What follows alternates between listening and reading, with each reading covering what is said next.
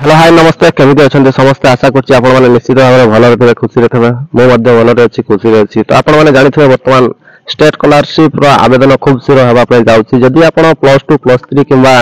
जे कोनसी new course रे admission लेथांती बा आपनकर सेकंड ईयर फाइनल ईयर रे थांती आपण माने निहाती भाबरे स्कॉलरशिप टंका पाई परिबे तो देखंतु स्कॉलरशिप को लेकी स्टेट स्कॉलरशिप को लेकी बहुत बड़ अपडेट रहउछि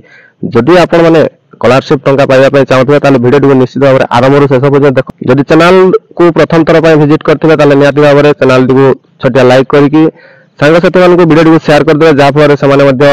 जानि कि उपकृत हेई पारिबे तो देखंतु प्रथम कथा रहउछि स्टेट स्कॉलरशिप के माने आवेदन करि पारिबे तो जानि रखंतु स्टेट स्कॉलरशिप पय आपनकर कोनसी निर्दिष्ट परसेंटेज नाही जदि पय आपनकर कोनसी परसेंटेज आवश्यक नाही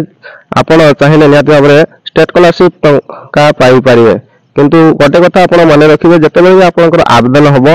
तो आपण कोन करिवे ना सर्वप्रथम आवेदन करिया पय निहाती भाबरे चेष्टा करिवे काहे कि जदि आपण लास्ट टाइम रे बा शेष समय रे जदि आपण आवेदन करथिबे ताले देखंतु स्टेट स्कॉलरशिप पोर्टल निहाती भाबरे आपनकर साइड स्लो हो जाए एवं जो मन लास्ट आवेदन करथि से माने पैसा मध्ये पाई पारंती नाही जा पर कि बारंबार से माने कमेंट करथांती जे स्टेट स्कॉलरशिप टंका हमरो काहे कि आसिला नाही हमें सब किसी डॉक्यूमेंट ठीक ठाक देइथिलु किंतु अप्रूव हला किंतु लास्ट टाइम रो जेहेतु आवेदन कलु सेमानकर स्टेट स्कॉलरशिप टंका आसी न थाए तमान आपनक बाकटे समय अछि आपण चाहिले नियाद भाबरे कास्ट सर्टिफिकेट रेसिडेंट सर्टिफिकेट एवं इनकम सर्टिफिकेट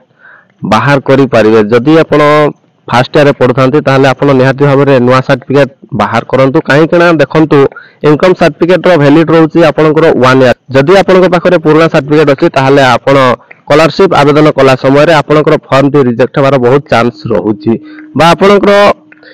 स्कूल लेवल हे गला बा आपनकर कॉलेज लेवल ले मध्ये आपनकर सर्टिफिकेट अप्रूव करिवे नाही रिजेक्ट कर देबे जा फरे आपण स्टेट स्कॉलरशिप टंका पाई परिबे नाही तो सेति पय वर्तमान आपनकर पाखरे सफिशिएंट टाइम अछि आपण कोन करिवे ना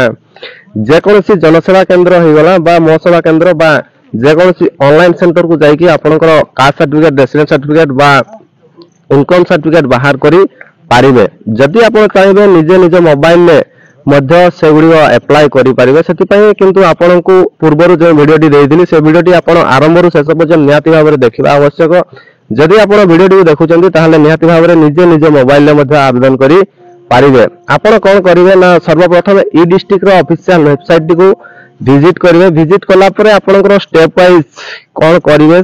पूर्व वीडियो टी मु ऑलरेडी कही देइछि से वीडियो को देखि दियंतु आपण निजे निजे मोबाइल ले ईमेल द्वारा आपनकर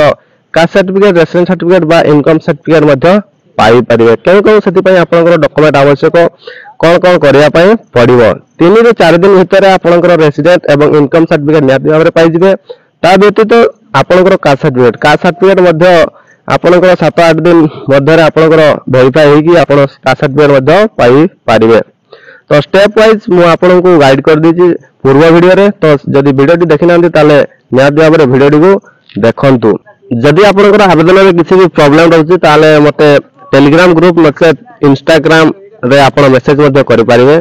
तो डिस्क्रिप्शन बॉक्स रे मु टेलीग्राम एवं इंस्टाग्राम रो लिंक दे दीची आपण माने चाहिले मते पर्सनल मेसेज मध्ये करि पारिबे मु आपण को पर्सनल गाइड मध्ये करि देबी आवेदन बाबद को बा जे कोनसी अप्लाई बाबद को तो आज वीडियो रे एडी रहउची पुणी देखाबो आव को नवा वीडियो रे थैंक यू जय जगन्नाथ।